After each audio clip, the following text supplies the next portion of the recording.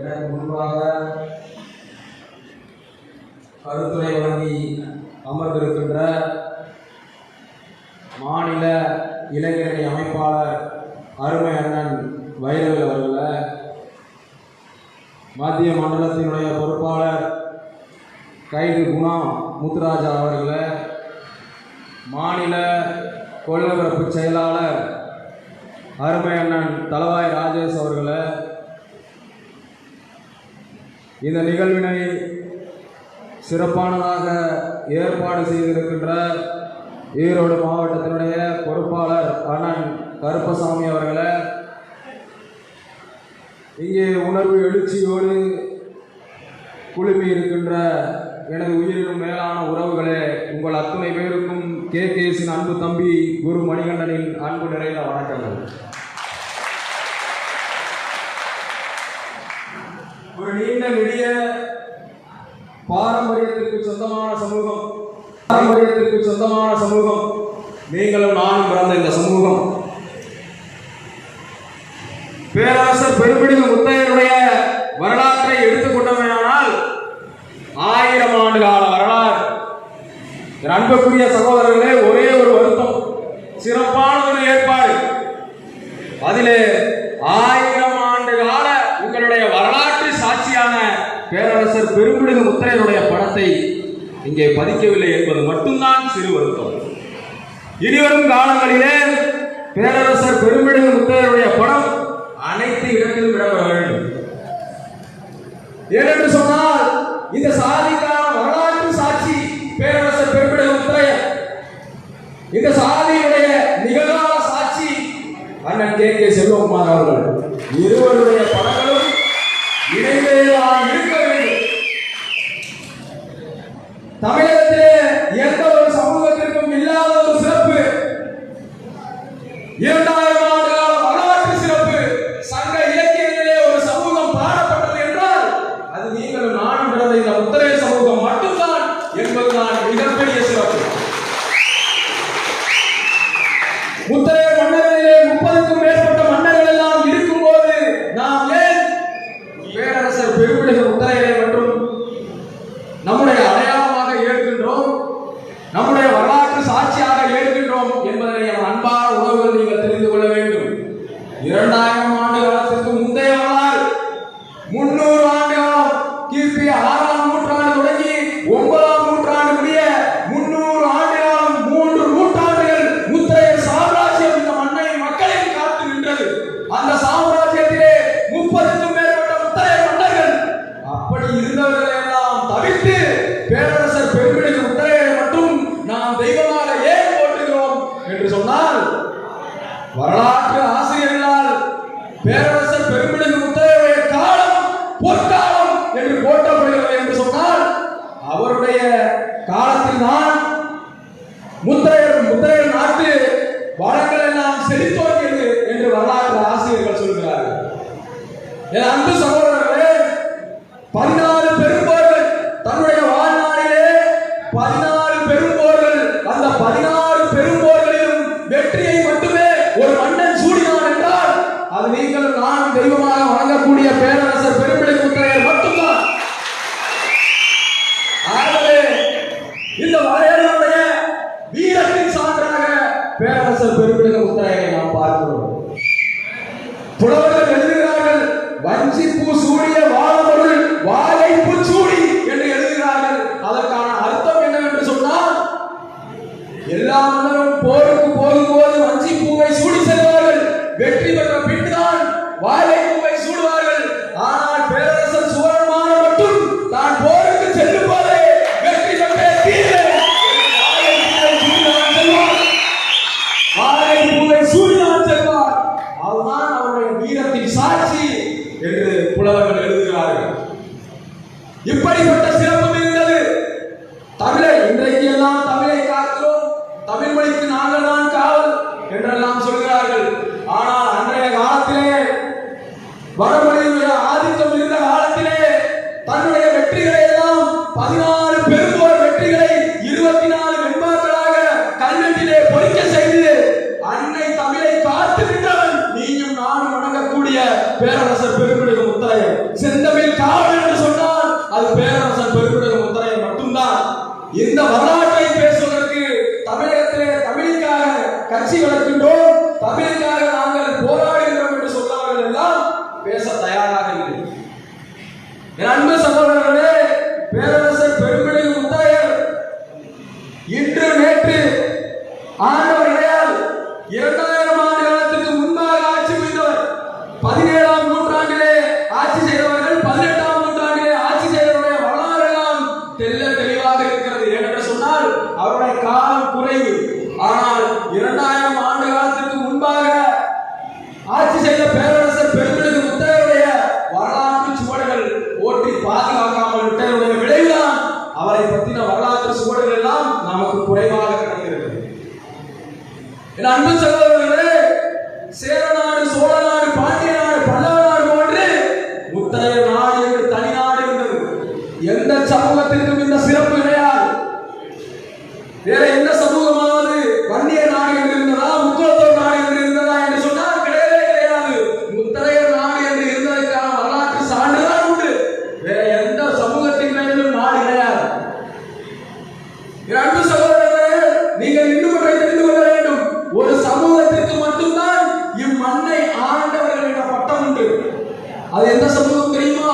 இம்மண்ணை ஆண்டவர்கள் என்ற கல்வெட்டு சான்று நீங்களும் நானும் பிறந்த இந்த முத்தரையர் சமூகத்திற்கு மட்டும்தான் உண்டு. இம்மண் ஆண்டார் அப்படிங்கிற பட்டம் இன்னைக்கு புதுக்கோட்டை பகுதியில வழக்கில் இருக்கு. அதற்கான கல்வெட்டு சான்று இருக்கு. ஆக இத்தனை பெரிய சிறப்புக்கு சொந்தக்கார பேரினம் நீங்களும் நானும் பிறந்த இந்த முத்தரையர் பேரினம். இது மட்டுமல்ல, 108 திவ்ய தேசங்களிலே முதன்மையானது பூலோக வைகுண்டம் திருச்சி ஸ்ரீரங்கம் ரங்கநாதர் பெருமாளுக்கு காவல்காரன் யார் என்று சொன்னால் இந்த முத்தரையர்கள் தான் காவல்காரர்கள். சாமியை காவல் காப்பது முதல் முத்தரையர்கள் தான். இத்தகைய சிறப்பு வேற எந்த சமூகத்திற்கும் கிடையாது.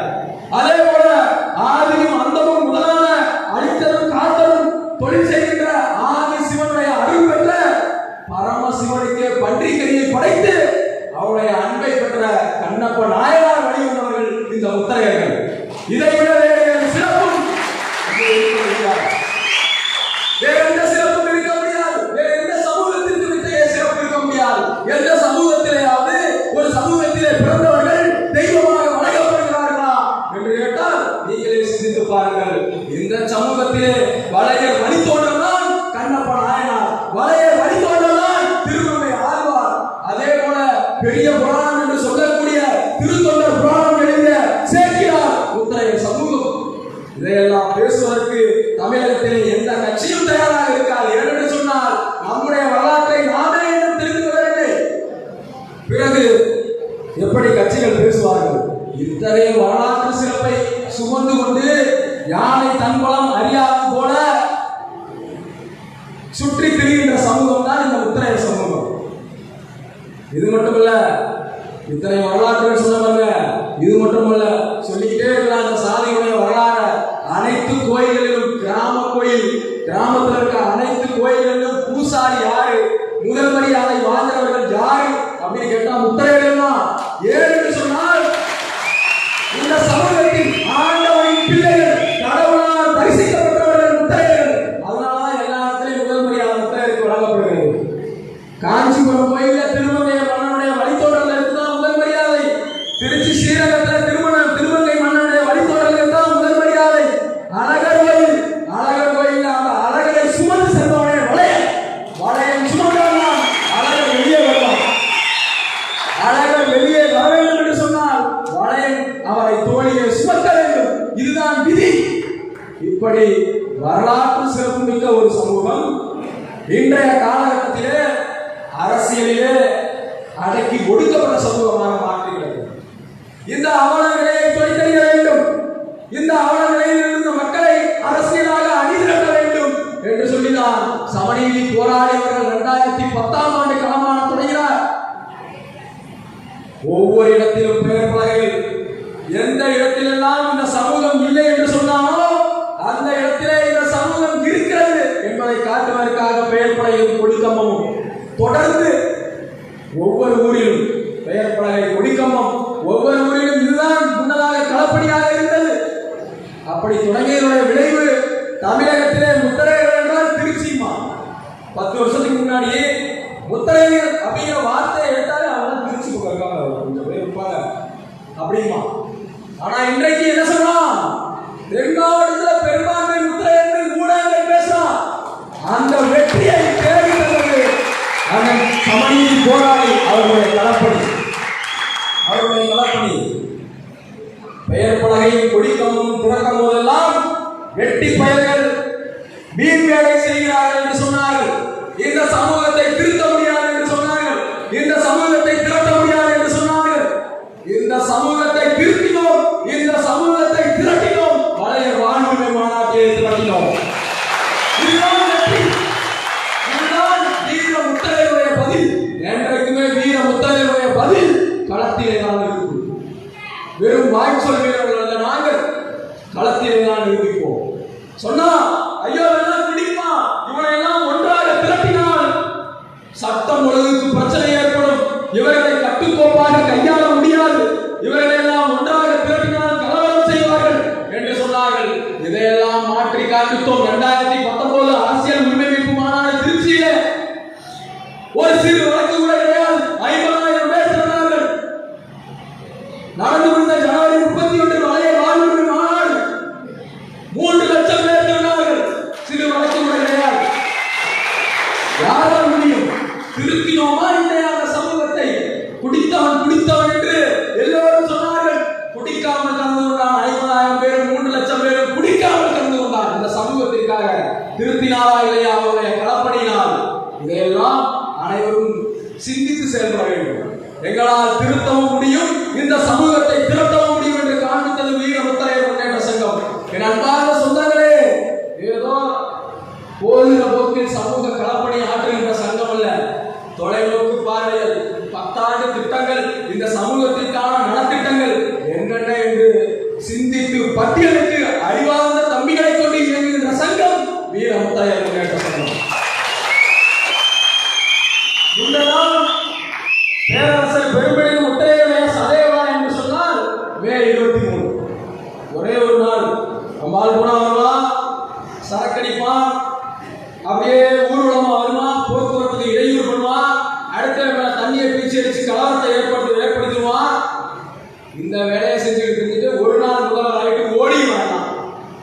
அப்படி இருந்த நிலைமையை மே 23 சதய விழாவை மே 23 மட்டுமல்ல, டிசம்பர் 23 வரை அனைத்து மாவட்டங்களிலும் பேரரசர் பெரும்பெரும் முத்தரையர் புகழ் போற்று விழா என்று நடத்தியது வீர முத்தரையர் முன்னேற்ற சங்கம். ஒரு நாள் இல்ல, 10 மாதங்களும் பேரரசர் புகழை நாங்கள் போற்றுவோம் என்று சொல்லி போன வருடத்துல டிசம்பர் வரைக்கும் நடந்துச்சு. அடுத்த ஆண்டு தொடங்குற அடுத்த ஆண்டு மே 23 வரைக்கும் கூட நடந்துச்சு பேரரசர் புகழ் போற்றுதல் பொது கூட்டம். இப்படி கூட்டம் கூட்டியதுடைய விளைவு என்னாச்சு தெரியுங்களா? உளவுத்துறை இந்த சமூகம் விழிப்பு பெற்று விட்டது, இந்த சமூகம் ஓரணியில் திரண்டு விட்டது, ஒற்றை தலைமையை ஏற்றுவிட்டது என்று சொல்லி அறிக்கையை அனுப்பினார். அப்படி அறிக்கையை அனுப்பியதனுடைய விளைவுதான் பாரத பிரதமர் நரேந்திர மோடி அவர்கள் இந்த சமூகத்தை ஏறெடுத்து பார்க்க வைத்தது வீர முத்தரையர் முன்னேற்ற சங்கத்தினுடைய. என் அன்பு சகோதரர்களே, முத்தரையர் சங்கங்களுடைய வரலாற்றிலே ஒரு முத்தரையர் சங்கத்தினுடைய தலைவரை இந்த இந்திய திருநாட்டை ஆளுகின்ற பாரத பிரதமர் அவர்கள் சந்தித்திருப்பாரே, ஆனால் அது அண்ணன் சமநீதி போராளி அவர்களை மட்டும்தான். வரலாறு திருப்புகிறது. எத்தனை நாளைக்கு தான் நீயே கட்டி ஆளுவ? எங்க மக்களை அடக்கி ஒடுக்கி கேள்வி கேட்போரெல்லாம் படுகொலை செய்து கொலைவெறி தாக்குதல் நடத்தி எத்தனை ஆண்டு காலம் எங்களுடைய உரிமையை பறித்து வைத்திருக்க முடியும்? அதுதான் வரலாறு திரும்புது. ஒரே ஒரு போட்டோ, பிரதமரை சந்திச்சது ஒரே ஒரு போட்டோ, ஊரே கலவரமாகுது. ஐயோ போயிட்டான், வளையம் பூரா போயிட்டான், இந்திய அளவுல வளையம் பார்க்கப்படுறான் அப்படின்னு கதறான் எல்லா கோயிலும். சொந்த சாதிக்காரங்க கதறான், இந்த சாதியை எடுக்க வந்த சாதிக்காரங்க கதறான். அப்படி என்று சொன்னால் எதிரி எரிச்சல் அடைகிறான் என்று சொன்னால் நாம் சரியான பாதையிலே பயணித்துக் கொண்டிருக்கிறோம். நம்முடைய வெற்றி முழுமை அடைந்து விட்டதா என்று சொன்னால் கிடையாது. புரட்சியாளர் அண்ணா அம்பேத்கர் அவர்கள் சொல்வார், கற்பி ஒன்று சேர் புரட்சி செய். நாம் கற்பித்திருக்கிறோம். 10 ஆண்டு காலமாக இந்த மக்களுக்கு இந்த மக்களுடைய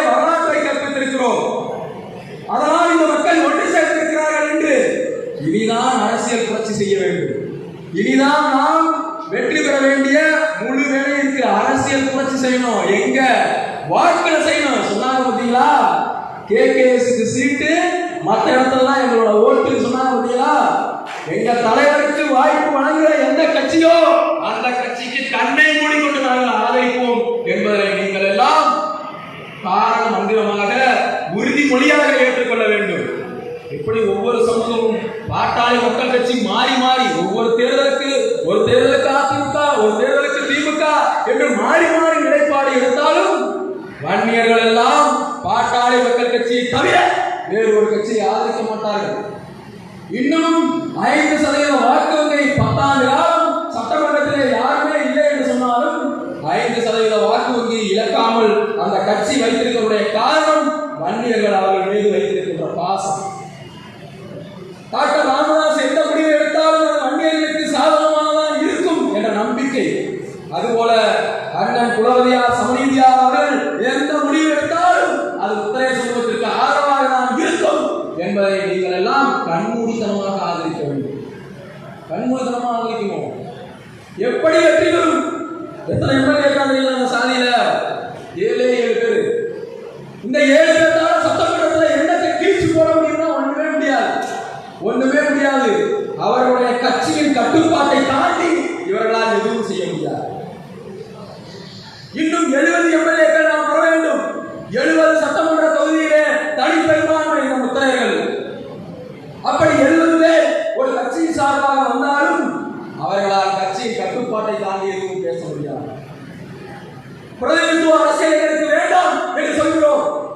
எங்களுக்காக ஒரு தலைவன் கட்சியின் கட்டுப்பாட்டை எல்லாம் உடைத்து இந்த சமூகத்தின் நலனையே தனது தாரக மந்திரமாக கொண்ட ஒரு தலைவரின் குரல் சட்டமன்றத்திலே ஒலிக்க வேண்டும் என்பதுதான் எங்களுடைய கோரிக்கை. எப்படி பட்டியலிடத்திற்காக எத்தனையோ எம்எல்ஏக்கள் இருக்கிறார்கள். ரிசர்வ் தொகுதியில தனி தொகுதியில இருந்து போறவங்க கூட பட்டியலின மக்கள் தான். சட்டமன்றத்திலே அவர்களுடைய குரல் தான் ஒலிக்குது. இருந்தாலும் தலித் மக்களுக்கு, தாழ்த்தப்பட்ட மக்களுக்கு, ஒடுக்கப்பட்ட மக்களுக்கு ஒரு பாதிப்பு ஏற்படுகிற போது திருமாவளவனை விட துடிக்கிறவர்களோ குரல் கொடுக்கிறவர்களோ அந்த சட்டமன்ற உறுப்பினர்கள் கிடையாது. அதே போல எத்தனை சட்டமன்ற உறுப்பினர்கள் இந்த சமூகத்தில் இருந்து போனாலும் அங்கே வீர முத்திரையர்கள் சட்டமன்றத்திலே குரல் கொடுக்கிற மாதிரி யாரும் இருக்க முடியாது. அதனாலதான் கேட்கிறோம் சட்டமன்றத்திலே சங்கத்தின் குரல் ஒலிக்க வேண்டும் என்று சொல்லி. அன்பு சகோதரர்களே, நீங்கள் இதையெல்லாம் தாரக மந்திரமாக எடுத்துக்கொள்ள வேண்டும். ஒவ்வொரு பகுதியிலும் கிட்டத்தட்ட 16க்கும் மேற்பட்ட மாவட்டங்கள் மாநாட்டில் கலந்து கொண்டது, 20க்கும் மேற்பட்ட மாவட்டங்கள். ஆனால் ஒரு சமூகம் தமிழகத்தின் அனைத்து பகுதிகளிலும் வாழுகிறது என்று சொன்னால் அது நீங்களும் நானும் உத்தரைய சமூகம் மட்டும்தான். எல்லாம் சொல்லுவோம், மேற்கு மண்டலத்தில் நாங்கள் இருக்கிறோம், வடக்கு மண்டலத்தில் நாங்கள் இருக்கோம், கிழக்கு மண்டலத்தில் இருக்கோம், தென் மண்டலத்தில் இருக்கோம் அப்படின்னு ஏகப்பட்ட மண்டலங்களா பிரிச்சு வச்சிருப்போம். ஆனா வடக்கு மண்டலமா இருந்தாலும் சரி, கிழக்கு மண்டலமா இருந்தாலும் சரி, மேற்கு மண்டலமாக இருந்தாலும் சரி, ஒரு சமூகம் மட்டும் பெரும்பான்மையாக பரவி வாழ்கிறது என்று சொன்னால் அது நீங்கள் நானும் கடந்த இந்த முத்திரையை சொல்றது மட்டும்தான். அதனாலதான் ஆட்சியாளர்களுக்கெல்லாம் பயம். எந்த தொகுதியிலே இந்த மக்களை அடிமைப்படுத்தினார்களோ அந்த தொகுதியில் இந்த மக்கள் மேலும் போது அவர்களுக்கெல்லாம் பயம். அடக்கி ஒடுக்குகிறார்கள். குண்ட சட்டம் போடுறான், வெட்டுறான். தெரியுங்களா? அதெல்லாம் உங்களுக்கு இந்த சங்கத்தினுடைய மாநில அமைப்பாளராக இருக்கக்கூடிய வழக்கறிஞர் சங்கர் அவர்களை திருச்சியில மாநகரத்தில பட்டம் பகல்ல வெட்டினான். என்ன காரணம் தெரியுங்களா? இந்த சமூகத்திற்காக போராடியதுதான் காரணம் சொல்ல முடியாது. குண்டர் சட்டம். இப்படி குண்டர் சட்டங்களும் ரத்தம் சிந்தியும் சிலை மட்டும் தான் இந்த மக்களுக்கான விடுதலை பெற முடியும் என்பதிலே உறுதியாக இருக்கிறோம். கேகேசி தம்பிகள், நீங்களும் அதிலே உறுதியாக இருக்க வேண்டும். நடந்து முடிந்த மாநாட்டினுடைய வெற்றியாக தமிழகம் முழுக்கும் பேசப்படுகிறது. வளைய புலனமைப்பு வாரியம். என் அன்பு சகோதரர்களை நீங்கள் தான் தெளிவாக ஒன்றை தெரிந்து கொள்ள வேண்டும். என்ன இது வளைய புலனமைப்பு வாரியம்? கத்தியின்றி, ரத்தமின்றி, சத்தமின்றி ஒரு கோரிக்கை, மிகப்பெரிய ஒரு கோரிக்கை, நீண்ட நெடுங்கால கோரிக்கை இந்த சமூகத்தில் நிறைவேற்றப்பட்டிருக்கிறது. நீங்கள் எல்லாம் மிகுந்த மகிழ்ச்சி கொள்ள வேண்டும். 1921 கள்ள சீரமைப்பு வாரியம் அமைக்கப்பட்டது. அந்த வாரியத்தின் மூலமாக இன்றைக்கு 285 பள்ளி கல்லூரிகள் செயல்படுகின்றன. அதன் மூலம் அவருடைய பிள்ளைகள் எல்லாம் ஐஏஎஸ்களாகவும் ஐபிஎஸ்களாகவும் மாவட்ட கலெக்டர்களாகவும் மாவட்ட நீதிபதிகளாகவும் உயர் நீதிமன்ற நீதிபதிகளாகவும் உயர்வு பெற்று சென்று கொண்டே இருக்கிறார்கள். ஆனால் துரதிருஷ்டவசமாக இந்த சமூகத்தில் மற்றும் இதுவரை உயர் நீதிமன்ற நீதிபதி யாருமே வரல. தெளிவாக கேட்டுங்க. ஹைகோர்ட் ஜட்ஜு இருக்காங்க பார்த்தீங்களா, ஹைகோர்ட் ஜட்ஜா இந்த சமூகத்துல இருந்து யாரும் வரல. மாவட்ட ஆட்சியாளர்களா வந்தவங்கள எண்ணிடலாம், 3 இருந்து 5 பேர். மாவட்ட கண்காணிப்பாளர்களா அதே நிலைமை தான். ஐஏஎஸ் ஐபிஎஸ் அப்படிங்கிற அந்த இந்திய ஆட்சி பணியிலையும் நம்மளுடைய நிலைமை இவ்வளவு கேவலமானதா இருக்கு. மாவட்ட நீதிபதிகளை எடுத்துக்கொண்டோம்னா அதுலேயும் வேலுப்படி என்ற அளவுதான். இதுவரைக்கும் முத்திரையர்கள் துறை செயலாளர்களா போனதே இல்லை. அரசு துறை செயலாளர்கள் இருக்காங்க. துறை செயலாளர்கள் மிக மிக உயர்ந்த பதவி. அந்த உயர்ந்த பதவியை இதுவரையும் சுதந்திரம் பெற்ற இந்தியாவில் இந்த சமூகம் மட்டும் அனுபவிக்கவில்லை. எப்படி இது சமூக நீதியாகும்? ஒரு சமூகம் சுதந்திரம் பெற்றதிலிருந்து இன்று வரை பாராளுமன்ற மாநிலங்களவை உறுப்பினர் என்ற பதவியை பெற்றதே கிடையாது என்று சொன்னால் இந்த முத்திரை சமூகம் மட்டும்தான். எவ்வளவு பெரிய சமூக அநீதி! இந்த அநீதியெல்லாம் நாம் எதிர்த்து போராட வேண்டும் என்று சொன்னால் நீங்கள் எல்லாம் வீர முத்திரையர்களை பின்னால் நிற்க வேண்டும். வேற எதுக்கு சொல்லல. எதுக்குடா ஊரா கூட்டம் போனா 1 மணி நேரம் கத்தலாம் அப்படின்னா ஒன்றாக சேர்ந்தால்தான் நமக்கு மரியாதை. நீங்கள் எல்லாம் ஒன்றாக நிற்க வேண்டும். தமிழகத்திலே சமநீதியார் ஒரு கட்டளை இடுகிறார்கள் என்றால் சிரத்தையோடு மிகுந்த கவனத்தோடு நீங்கள் எல்லாம் அதை செயல்படுத்த வேண்டும். போராட்டம் என்று சொன்னால் தமிழகத்திலே அரசு இயந்திரம் இயங்கக்கூடாது. எப்படி போட்டா 80 போராட்டம், 80 85ல பாட்டாளி மக்கள் கட்சியினுடைய போராட்டம் தான் இன்னைக்கு எம்பிசி பட்டியல்ல அவங்க 50% வேலை வாய்ப்புகளை பெற்றிருக்கிறார்கள். அவங்க எல்லாம் மாவட்ட கலெக்டர்களா, அதாவது மாவட்ட கண்காணிப்பாளர்களா, எல்லா பதவியிலும் பட்டியல்கள் வந்திருக்கிறார்கள் என்று சொன்னால் அவர்களுடைய அர்ப்பணிப்பு. 21 பேர் இறந்தாங்க. அவங்களுடைய இடஒதுக்கீட்டுக்காக 21 உயிரை பலி கொடுத்தாங்க. உங்களை அப்படி செய்ய சொல்லவில்லை. நீங்கள் போராட்ட களத்திற்கு வாருங்கள், நீங்கள் போராட வாருங்கள், உங்களுக்கான விடியலை நாங்கள் தேடி தருகிறோம் என்று அழைக்கிறார்கள் சமநீதியார். இதுதான் கொள்கை, இதுதான் நம்முடைய தாரக மந்திரம். அன்பு சகோதரர்களே, இன்னும் ஒன்றை தெளிவாக சொல்லிவிடுகிறேன். எத்தனையோ சங்கங்கள் எல்லாம் இருந்திருக்கலாம். இனி தமிழகத்திலே முத்திரையர்கள் என்றால் ஒரே ஒரு சங்கம் தான், ஒரே ஒரு அமைப்பு தான். அது வீர முத்திரையர் முன்னேற்ற சங்கம் தான். ஒரே ஒரு தலைவர் தான், அண்ணன் சமநீதி போராளிகள். ஆனால்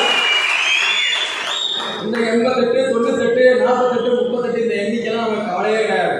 நிறைய பேர் அதெல்லாம் திரட்டி கலையலாம். திமுக கட்சிக்காரன் ஏதோ அதாவது புளியை பார்த்து பூனை சூடு போட்டுங்க என்ன ஆகும்? இங்க உட்காந்துக்கலாம் புலி பூனையை கூட்டி வச்சு புலி மாதிரி ரசம் போட்டு உட்கார வைக்க போறேன்னு திமுக காரலாம் தரவில் இருக்காங்க. அது வேலைக்கு ஆகாது. நீ இந்த மக்களுக்கான நலனை புறக்கணிச்சுட்டார். போன பாராளுமன்ற தேர்தலில் சின்னதா ஒரு கோரிக்கை, திராவிட முன்னேற்ற கழகத்திட்ட சின்னதா ஒரு கோரிக்கை. என்ன கோரிக்கை தெரியுங்களா? சென்னையிலே பேரரசர் பெருங்குடிக முத்திரையுடைய திருவுருவ சிலையை நிறுவ வேண்டும் என்பது கோரிக்கை தான். நாங்கள் ஆட்சிக்கு வந்தால், அதுவும் அவர் ஆட்சிக்கு வந்தாதான் வருவாரா வரலையானு அது டவுட் தான். அது வேற நிறைய பேர் சொல்லிட்டு இருக்காங்க, வரவே மாட்டாங்க. அதனால அவர் ஆட்சிக்கு வந்தால் சென்னையில் செலவழிக்கிறது ஒரே ஒரு கோரிக்கை. அந்த கோரிக்கையை கூட பேச தயாராக இல்லாதவர் எப்படி இந்த மக்களுக்கான நலனை செய்வார்கள்? இந்த சமூகம் நலனிலே எப்படி அக்கறை கொள்வார்கள்? அதனால்தான் அங்கிருந்து வெளியேறும். அப்படி குறைந்தபட்ச நலன் யார் குறைந்தபட்சமாக இந்த மக்கள் மீது கரிசனம் கொள்கிறார்கள் என்று பார்த்தோமையானால் 76ல கலந்துகிட்டார் இந்த சமூகத்தினுடைய மாநாட்டில் முதலும் கடைசியுமா எம்ஜிஆர் அவர்கள். அதற்கு பிறகு தற்போது எடப்பாடியார் அவர்கள். அவர் இன்னொரு செஞ்ச நல்ல வேலை என்னன்னா திருச்சியில மணிமண்டபம் 110 விதியின். இது மட்டும் இல்லாம எங்க ஆதிக்கம் இருக்கு என்று சொன்னோமோ அந்த மண்ணிலே நின்று என்ன சொன்னாரு? தஞ்சாவூர் தனஞ்சய முத்திரையால் நிர்வகிக்கப்பட்டது என்று சொன்னார். சரி, இந்த சமூக மக்களின் நலனிலே குறைந்தபட்ச அக்கறை கொண்ட இந்த கட்சியினுடைய கூட்டிலே நாம் இருப்போம் என்று சொல்லிதான் அந்த நிலைப்பாட்டை நாம் எடுத்துக்கிறோம். இன்னும் உறுதியாகலாம். எந்த நிலைப்பாடானாலும் சரிதான். நீங்கள் நினைக்க வேண்டியதெல்லாம் ஒன்றே ஒன்றுதான். சமநீதி போராளி அவர்கள் எங்கு கைகாட்டுகிறாரோ கைகாட்டியவருக்கு உங்களது வாக்கு என்பதை மட்டும் நீங்கள் உறுதியெடுத்துக் கொள்ளுங்கள். இனி வரும் காலமெல்லாம் வீர முத்திரையர்களுக்கு விடியல் காலம்தான் என்று சொல்லி வாய்ப்பளித்தது நன்றி.